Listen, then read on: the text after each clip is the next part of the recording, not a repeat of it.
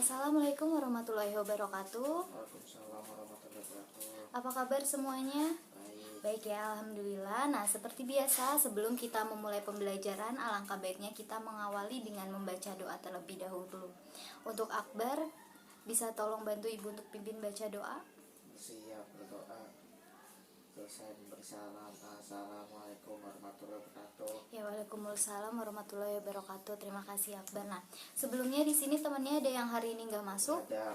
Nggak ada, berarti masuk semua ya? Ya. Oke, bagus. Nah, pada pertemuan sebelumnya dia masih ingat nggak kita udah belajar apa aja? Besar. Buku besar perusahaan dagang ya. Nah, ada yang masih ingat nggak apa sih yang dimaksud dengan buku besar? Alat untuk mencatat perubahan-perubahan yang terlibat di tiap akun. Ya benar, jadi buku besar adalah alat yang digunakan untuk mencatat perubahan-perubahan pada tiap akun, di mana perubahan-perubahan tersebut terjadi karena adanya transaksi-transaksi keuangan.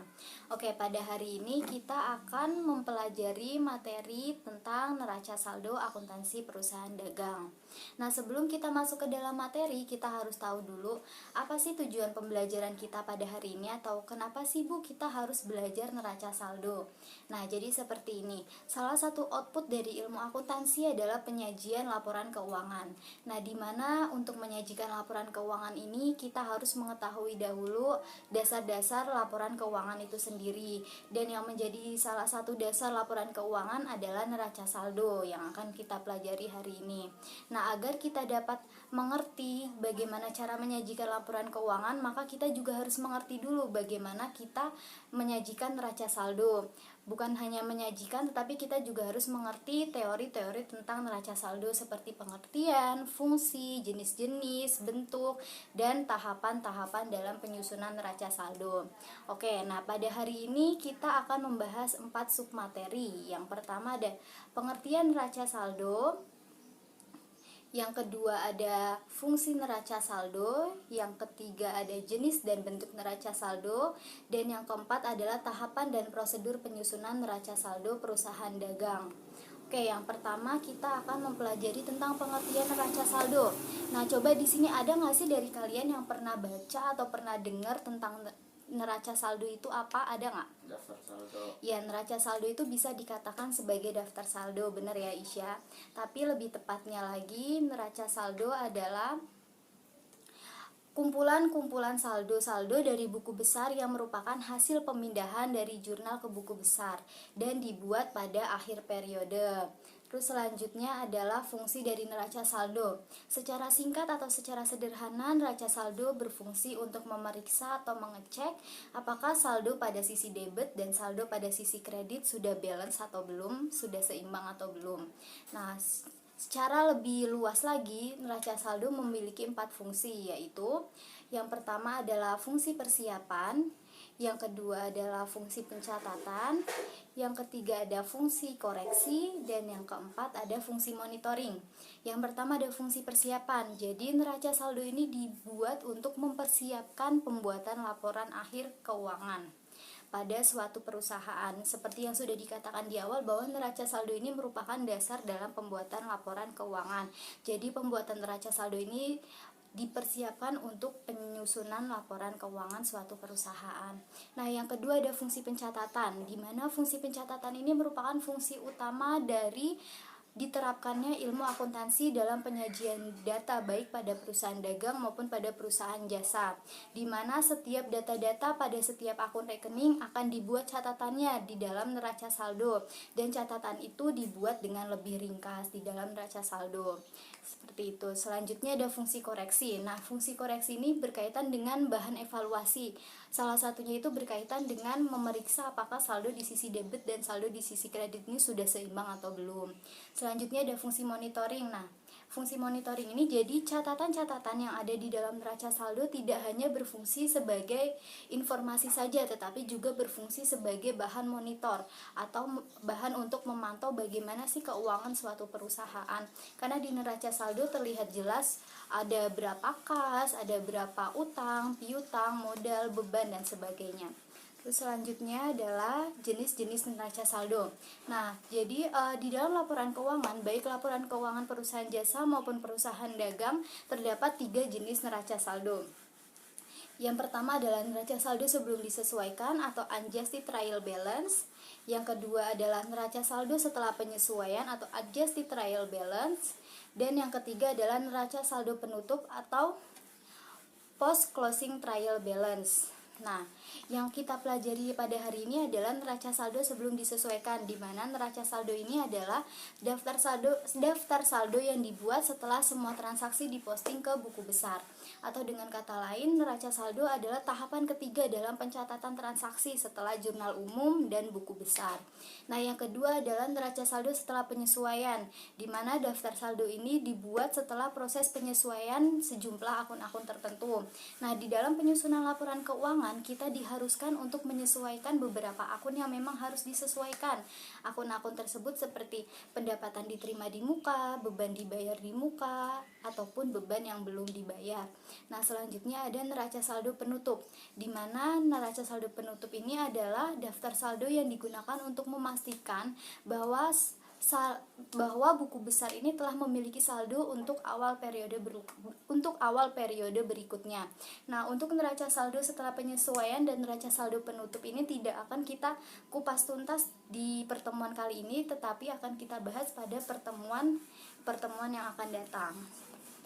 Nah, sampai sini tentang pengertian fungsi dan jenis neraca saldo sudah jelas? Jelas. Ada yang mau ditanyain nggak? Ada. Oke, selanjutnya adalah kita beralih ke bentuk neraca saldo. Nah, sama halnya dalam pembuatan kolom bentuk jurnal umum ataupun buku besar, yang harus pertama kali kita buat adalah judul, di mana judul ini memiliki 3 unsur. Yang pertama ada nama perusahaan, terus ke bawahnya yang barisan kedua itu neraca saldo, dan yang barisan ketiga itu periode akuntansinya. Misal periode akuntansinya itu Januari 2017, berarti ditulisnya periode 31 Januari 2017, mengingat bahwa neraca saldo ini dibuat pada akhir periode. Terus dalam neraca saldo ini memiliki 4 kolom yang terdiri dari nomor akun, nama akun, kolom debit, dan kolom kredit, di mana keempat kolom ini data-datanya bersumber dari buku besar. Selanjutnya adalah tahapan dalam menyusun neraca saldo. Nah, untuk menyusun neraca saldo kita memiliki 5 tahapan. Yang pertama adalah transaksi terjadi dan informasi dibukukan pada dokumen sumber. Nah, transaksi-transaksi yang terjadi ini harus didukung oleh dokumen-dokumen sumber yang valid atau bukti-bukti transaksi yang valid seperti nota debit, nota kredit, faktur penjualan, faktur pembelian. Terus selanjutnya, informasi-informasi dari dokumen sumber ini kita bukukan atau kita catat ke dalam buku harian atau jurnal umum. Terus selanjutnya, informasi dari jurnal umum ini kita posting atau kita pindahkan ke dalam buku besar. Setelah itu baru kita susun ke dalam bentuk neraca saldo, di mana neraca saldo kita buat pada akhir periode berdasarkan saldo pada akun buku besar tiap-tiap akun. Terus selanjutnya yang kelima, baru kita bisa menyusun laporan keuangan, di mana laporan keuangan ini terdiri dari laba rugi, perubahan ekuitas, neraca, arus kas, dan catatan atas laporan keuangan. Selanjutnya, mungkin ada yang bertanya, kan sebelumnya kita pada mata pelajaran perusahaan jasa, akuntansi perusahaan jasa, kita sudah belajar tentang neraca saldo juga ya. Mungkin ada yang bertanya, Bu, apa sih perbedaan antara neraca saldo pada perusahaan jasa dengan neraca saldo pada perusahaan dagang? Secara umum tidak ada perbedaan di antara keduanya, tetapi terdapat beberapa akun yang membedakan. Terdapat beberapa akun yang dimiliki oleh perusahaan dagang tetapi tidak dimiliki oleh perusahaan jasa. Hal ini dikarenakan perusahaan dagang memiliki aktivitas utama berupa jual beli dan perusahaan jasa tidak memiliki aktivitas tersebut. Nah, akibat dari adanya aktivitas jual beli ini, muncullah akun-akun yang hanya dimiliki oleh perusahaan dagang seperti penjualan, pembelian, retur penjualan, retur pembelian, potongan penjualan, potongan pembelian, dan beban angkut pembelian. Terus selanjutnya, ngerti ya perbedaan neraca saldo perusahaan jasa dengan perusahaan dagang? Ngerti. Oke, selanjutnya kita menyiapkan neraca saldo perusahaan dagang. Ini ada 5 langkah, sama seperti di awal kurang lebihnya. Yang pertama, Nah, untuk menyiapkan neraca saldo perusahaan dagang ini langkah-langkah yang dilakukan mengikuti siklus akuntansi ya. Oke. Mengikuti siklus akuntansi, yang pertama itu informasinya harus didukung dengan dokumen sumber.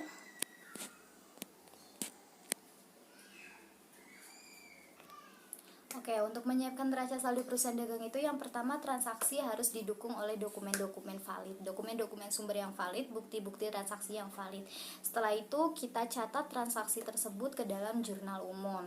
Nah, akun-akun yang ada di jurnal umum ini selanjutnya kita masukkan ke dalam buku besar tiap-tiap akun. Selanjutnya kita menghitung saldo-saldo pada akun buku besar, dan yang terakhir baru kita mengumpulkan saldo-saldo ke dalam neraca saldo. Selanjutnya di sini ada gambaran penyiapan neraca saldo. Nah, di sini Ibu memiliki buku besar Usaha Dagang Dragon dengan periode akuntansinya itu Februari 2017. Nah, nantinya dari buku besar ini akan kita ubah atau akan kita susun ke dalam bentuk neraca saldo. Yang pertama ada nama akun kas dengan nomor akun 101. Dan kita lihat dia saldo akhir ada di posisi debit dengan jumlah Rp220.800.000. Selanjutnya yang kedua ada piutang dagang dengan nomor akun 103 dan saldo akhir di debit sebesar Rp0. Selanjutnya adalah perlengkapan dengan nomor akun 106 dan saldo akhir ada di debit sebesar 10 juta. Lalu ada sewa dibayar di muka dengan nomor akun 108 dan saldo akhir ada di debit sebesar 24 juta. Selanjutnya ada peralatan dengan nomor akun 111 dan saldo akhir di debit sebesar 30 juta. Lalu ada modal Tuan Yon dengan nomor akun 300, saldo akhir ada di kredit sebesar 280 juta. Lalu ada penjualan dengan nomor akun 400 dengan saldo akhir di kredit sebesar 20 juta. Dan selanjutnya ada retur penjualan nomor akun 401, saldo akhir di debit sebesar 5 juta. Selanjutnya ada potongan penjualan nomor akun 402 dengan saldo akhir di debit sebesar 200.000. Dan yang terakhir ada pembelian dengan nomor akun 500 dengan saldo akhir ada di sebelah debit sebesar 10 juta. Nah, selanjutnya bentuk neraca saldonya adalah seperti ini. Nah, selanjutnya setelah kita memposting, setelah kita memindahkan nomor akun, nama akun, saldo debit dan saldo kredit dari buku besar tiap-tiap akun ke dalam neraca saldo, langkah selanjutnya yang kita lakukan adalah menjumlah saldo yang ada di sisi debit dan saldo yang ada di sisi kredit. Kita jumlah pertama di debit, kita temukan 300 juta jumlah dari saldo di debit, dan hasil dari penjumlahan saldo kredit sebesar 300 juta juga, yang artinya antara saldo di sisi debit dengan saldo di sisi kredit adalah balance atau sudah seimbang. Jadi tidak ada kesalahan yang kita lakukan dalam melakukan pencatatan transaksi, baik dari jurnal umum atau saat kita memposting ke buku besar dan saat kita menyusun ke dalam bentuk neraca saldo. Tetapi apabila terdapat ketidakseimbangan atau tidak balance antara saldo debit dan saldo kredit, berarti kita harus mencari di mana letak kesalahan yang harus kita perbaiki. Nah, kesalahan-kesalahan tersebut bisa terjadi diantaranya seperti kesalahan dalam penulisan nominal yang seharusnya 10.000 menjadi 1.000, ataupun kesalahan dalam peletakan saldo yang seharusnya di debit jadi di kredit, ataupun yang harusnya di kredit jadi di debit, seperti itu. Nah, kesalahan-kesalahan tersebut harus kita cari dan harus kita perbaiki sampai saldo di sisi debit dan kredit ini nantinya balance atau seimbang. Oke, sampai sini udah paham? Paham ya. Nah, di sini Ibu akan menyediakan latihan. Di sini Ibu sudah menyediakan 5 nomor soal. Nanti bagi kalian yang mau memilih dan bisa menjawab akan Ibu beri poin plus. Oke, yang pertama siapa? Saya Bu. Oke, siapa? Faur ya? Faur nomor berapa? 1. Nomor berapa? 4. Oh, nomor 4. Oke, nomor 4 soalnya adalah apakah perbedaan antara neraca saldo perusahaan jasa dengan neraca saldo perusahaan dagang?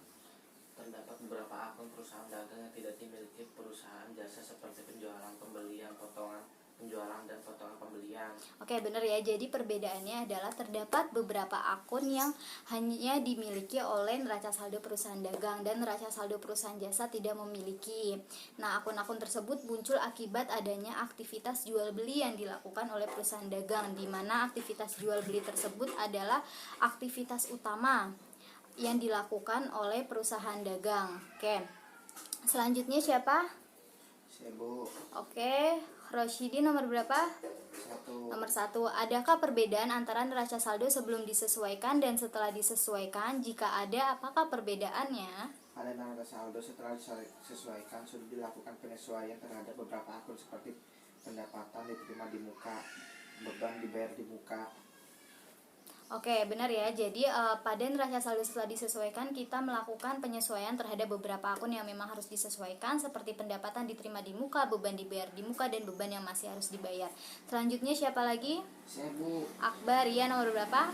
Nomor 2. Nomor 2. Jelaskan fungsi koreksi dan fungsi monitoring dalam neraca saldo.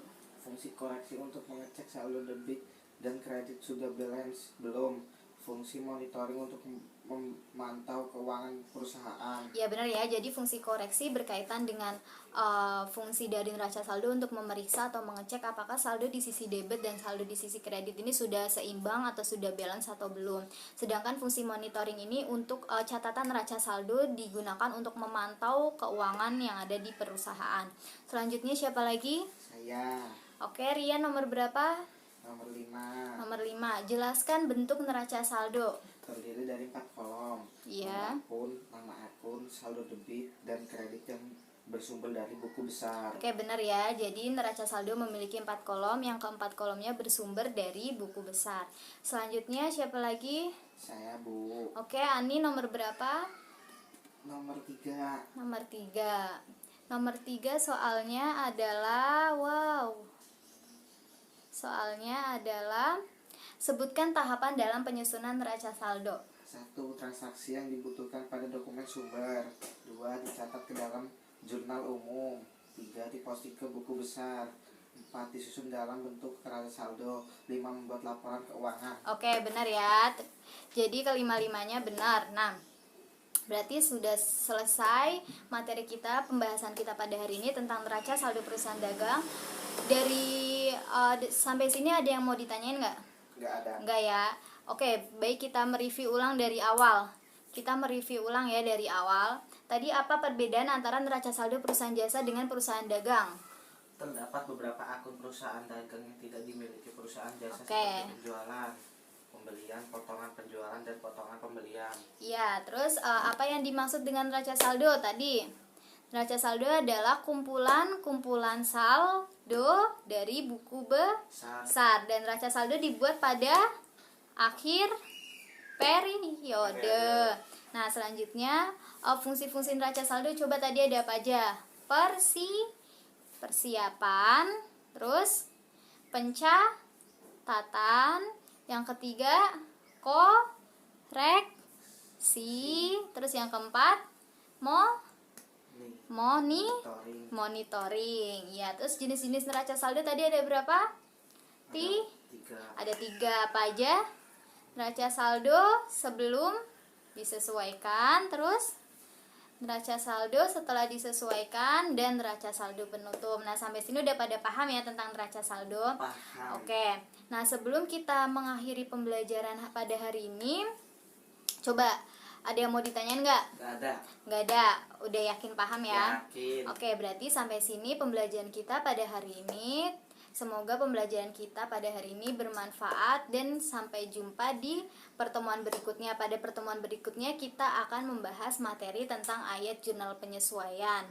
Oke, terima kasih atas perhatian kalian. Assalamualaikum warahmatullahi wabarakatuh. Waalaikumsalam warahmatullahi wabarakatuh.